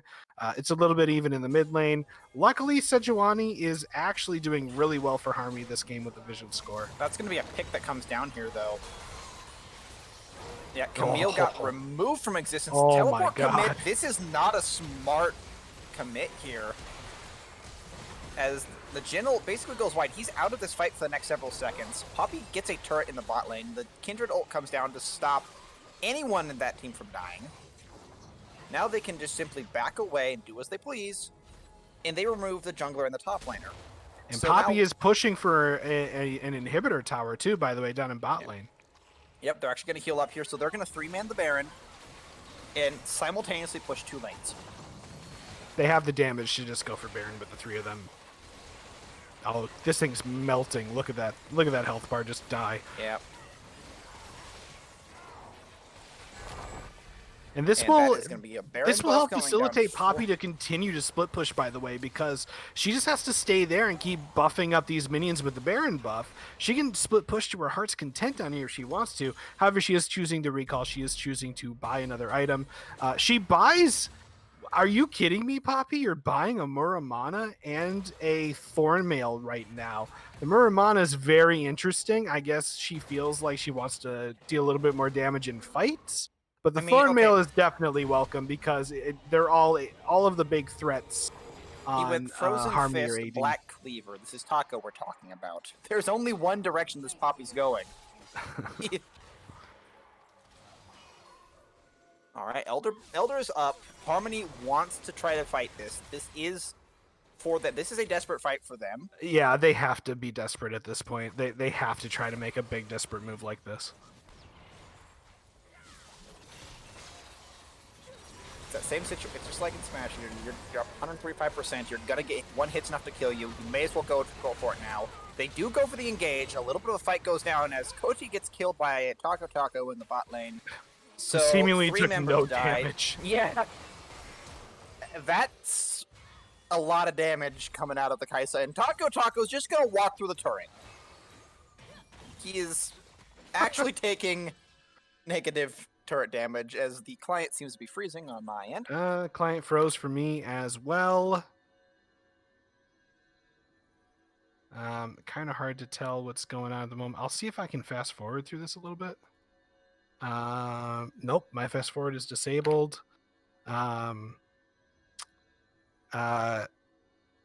Okay, looks like we're not going to be able to keep going. I'm assuming that the reason that would be is because one of the teams surrendered, because I don't know what else would make the spectate client freeze like this. That's probably what happened. But I am getting confirmation that Infernal did win this game. It looked like it was about to end anyway in the next couple of minutes. So congratulations to Infernal, Imagine Infernal, for starting their season off at 2-0. And it's not over yet for Team Harmony. We still have a whole season left to go. And based on what we saw today from Team Harmony, they can easily pick up wins elsewhere. Because game 1 was a pretty close game throughout the whole game up until like the very end of it. Certainly was. Definitely 2 very good teams here. I'm gonna be honest, in terms of why this game went the way it was, I think it boils down to just a little bit of confidence loss, I think, after that first game. Harmony wasn't anywhere near as aggressive in game 2. They weren't. Yeah. I mean, just looking at the damage charts. Let's just casually look past the fact that Taco with a Poppy built Black Cleaver, Muramana, and did 20,000 plus damage. Yeah, so the problem here, the reason why Poppy did that much damage is because she built that Bramble Vest and that Bomby Cinder early on in the game, which just let her deal so much passive damage to Camille because they were constantly skirmishing, constantly getting up in each other's face up there. So she was already piling up the damage numbers early on anyway. The longer the game goes on and the more skirmishes, the more fights that Poppy gets involved in, the higher those damage numbers are going to be. And as we saw at the very end of that game, she was able to take Camille from 100 to 0, basically without losing much health, if any, at all. So very good game by Taco. Very good work there on the Poppy. Basically fully redeemed himself after game number 1 and dying multiple times in lane to Renekton. But we see good things as well from the rest of Infernal here. Kaisa dealing damage, second biggest damage dealer on the team, third most damage dealt in the entire game. That fight, And yeah, and Kaisa playing so well that she doesn't even die throughout the course of the game. Had 14 has a 14 kill participation out of 23 kills on the team. So that's very good percentage wise for Kaisa. Kaisa was a big player for the team here in this game. Let's go look at the vision scores real quick as well. I always like to try to point out vision scores. So Harmony did a much better job in game number 2 with their vision scores than they did in game number 1. So good job, Harmony. You realized that was an area that you needed to improve on, and you did. The problem was it still kind of wasn't enough because Thresh still had the most vision score in the entire game, the highest vision score in the entire game. Kaisa and Kindred both had very high vision scores as well. And then for Vel'Koz, he had basically the same vision score as Ziggs. They were only 2 numbers off. Yeah, I think the only excuse we can make for Taco Taco is he's so busy going forward, he forgot the rewards to place. So yeah, it's looking up for Harmony though. Again, game one was pretty close most of the time, and then they did make some small improvements going into game number 2. So, with a little bit more team practice, I would love to watch these two teams face each other again in the playoffs at the end of the season. But I would love to get a player in here for an interview, if we possibly could, from Imagine Infernal. If Imagine Infernal has anybody that they would like to send over, personally, I would love to talk to Hot their 80 carry. But I mean, I'll take anyone. Yeah, I'd say definitely see if we can get the 80 carry in, or if we're up for a laugh, let's see if we can get Taco as the second. Also, wouldn't mind Deathblind either because he really showed off his Lee Sin skills in game number 1. But yeah, Infernal, send somebody to one of the general voice channels in the server. We will move them up here into our chat channel here to do a post game interview. But while we're waiting on that, Autumn, I'm really looking forward to seeing the rest of the season coming from everyone in Ionia. If this game is any indication of how the season is going to go for the whole division, it looks like a pretty exciting time, and I can't wait. It looks like we do have some people there. If our producer will move one of them up into here for the post game interview, we can get that underway. All right, and here, well, the Discord name does not match up with the summoner name in the game. Are we speaking to the 80 carry for Imagine Yeah. Infernal? Yeah, that's me. Hi. Can my Hi. support come with? Oh, Can you'd like to bad have your access, support join you? please? Sure. Why not? Thank Yeah, you. yeah. But we I'm can too move. shy. Yeah, we can move your support up here. Definitely. Yeah, it's bad access. Thank you. Hey, welcome to the post game interview, both of you. I guess we have Hot here, and we also have Bad Axes. Yes. Yes. So I will have to say that I was pretty impressed, number one, Bad Axes, by your insane vision control throughout both games, but also that's a really good Kaisa. Yep. Hey, honestly, I surprised myself. I don't So usually play like that. So. well, I mean, you could have fooled me based on how that game worked out today. Oh my So God. I just want to know, how much prep did your team do leading up to this week, this game today? Do you have anyone on the team that is in charge of like scouting out your opponents? How did that all play out before the match today? So Taco Taco is the one that's kind of in charge of all that.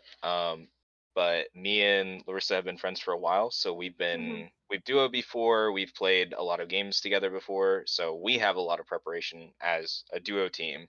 Yeah, But we didn't really prep. Taco Taco was the one that set up. We did some scrims, and he's done all the scouting for us. Yeah, MVP Taco. So yeah, Honestly, he Taco set Cool. up gets all like the credit everything there. else for us. Yeah. But Cool. other than So that, we had like one scrim day. Oh, okay. Yeah. Okay. That's good. I'm glad that you guys are getting in some scrims, some practice. I guess a follow up question to that previous one then is that when you're in draft, has the plan already kind of been decided, or is there still a lot of discussion among players on which champions they're going to pick and things like that? It's kind of a rough idea, so they kind of come into it knowing what they want banned. So like we were looking at everybody's op.gg from the enemy team, and we were kind of like going, okay, what do we need banned, what do we don't? So like for instance, there wasn't a particular support that I was worried about because I had counters to everything that they were playing. Because they were mostly playing like Nautilus, Senna, etc., warming up yesterday and today. So for that, like we gave up my spot on a ban because I didn't need a sport ban. So then we just kind of talked in between the games of what we wanted that flex ban to be. Yeah. Cool. Cool. Uh, I guess my this probably will be my last question, but so after game one, you had a little bit of a break and you could figure out what you wanted to do for game number two. And I saw that your bands didn't really change, so I'm assuming that you were pretty confident going into game two, but still saw that there was a bit of a change in the picks that were coming through for you guys. You know, you had Kindred for the jungle, Poppy for top lane, Thresh for your support, even though you uh, oh wait, I guess Morgana was banned game two. Never mind. I thought she was left open, so I take Morgana that part and of it Lee back. was. So yeah, Um, both our jungler and support had to switch. yeah, and it just Mhm. felt like Deathblind was not quite the same jungler without Lee Sin, but still played well in game number two. So I just have to ask, like, did your team just want to do the same team comp basically as you did in game one, or were you kind of forced to kind of do the same thing because of some of the bans that went through? So we were kind of playing in more of like a counter pick role. We were trying to pick our kind of non-negotiables. So like Vel'Koz was something we could pick, and he could kind of play into most things. So that's why we went with like a Vel'Koz start, and then they had locked in the Jhin ADC first, which allowed us to then pick Kai'Sa because Kai'Sa into Jhin isn't a bad matchup. Yeah, I like Um, the mobility. and then we kind of went from there. So then they picked their support and jungle, I believe. It was Nami Sejuani next. Mhm. And from that, we just picked the Thresh because Thresh into Nami just turns that into either a farm lane for us or at worst for them, we're killing them over and over. So that's what it just kind of ended up being. And then the draft kind of continued like that. Okay, excellent. Autumn, do you have any questions for these two? The one I guess I can think of here is who. So we know that Taco is apparently also the the drive behind the strategy outside of game, and evidently the drive behind some of the crazier plays in game. Who's actually making those calls when he does that? Do you guys have a dedicated shot caller in game, or are you guys more, or are you guys kind of just waiting for Taco to do his thing and then following up on that sort of deal? I would say once it Alternate. comes down to like objectives, I think I'm making most of the calls since I'm getting a lot of Mhm. the vision and I'm saying, hey, look, we can do this, we can do that kind of thing. But for the most part, it's kind of just generally talked about. We're just trying to pay attention to the map itself and just be like, okay, where's their jungler? Where's this happening? So a lot of the shot calling is actually coming from like the jungler, I guess, in that like mid role, and then I kind of take over when it comes closer to objectives, saying, "Hey, look, we need to get vision here, and we can probably set up a pick here," kind of thing.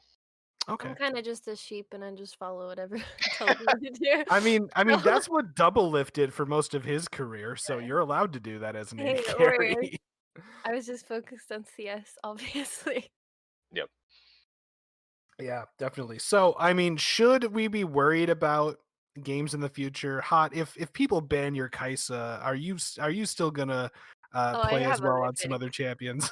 Yeah, I have other picks. Because I have a feeling you're gonna get some Kaisa bans after today. To Yeah, be I'm honest. honestly surprised there wasn't one on the second game. And yeah, I'm very surprised. But slightly offended, But it's okay. You Oh, prove your trust point. I know the feeling. I was It took me 2 seasons before people finally started to ban Lulu. Yeah. So I But I know the mean, it got feeling, us right? another win, so I don't mind at the same time. Yeah, you were 9-0. Yeah, Yeah. you did real well today, Hot. So Thank you. Mhm. other teams, watch out for Hot. Ban that Kaisa. Show some respect. Oh, Um, rude. all right. Unfaithful. Well, congratulations again on the 2-0 start to the season.